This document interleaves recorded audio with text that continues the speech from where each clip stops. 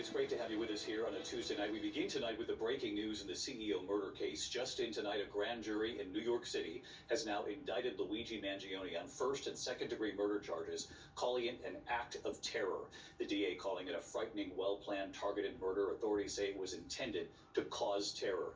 Tonight, Mangione remains jailed in Pennsylvania, where he was arrested. He's due in court on Thursday. His newly hired lawyer now says she expects he will agree to waive extradition and return to New York to face these charges. That could happen in days. We're also learning tonight about the phone call from authorities to Mangione's mother, just days after these surveillance images were first seen by the country. Authorities today saying that mother did not rule out her son.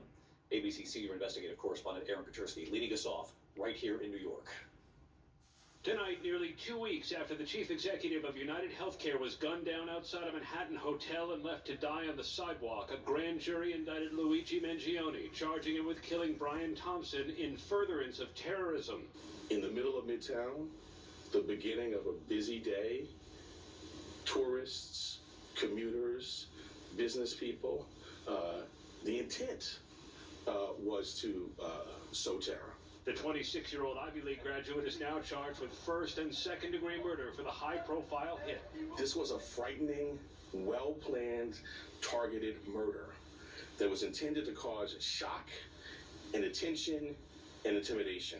For the first time today, the NYPD detailed how detectives first spoke to Mangione's mother 3 days after the shooting. She had reported him missing in November to police in San Francisco. As soon as they saw the wanted poster, they called New York. When investigators reached Mangione's mother, she did not rule out her son could be the killer. They had a conversation where she didn't indicate that it was her son in the photograph, but she said it might be something that she could see him doing.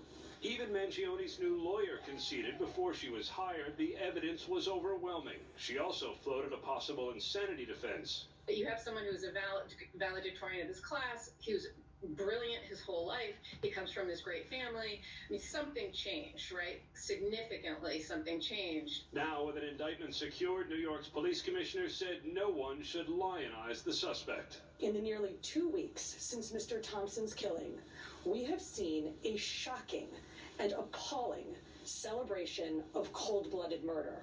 Let me say this plainly. There is no heroism in what Mangione did. This was a senseless act of violence. It was a cold and calculated crime that stole a life and put New Yorkers at risk.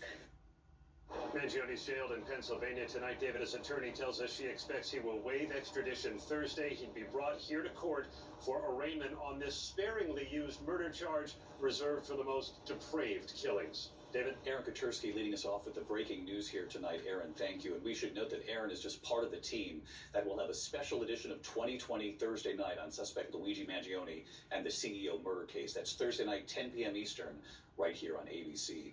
In the meantime, we turn now to the other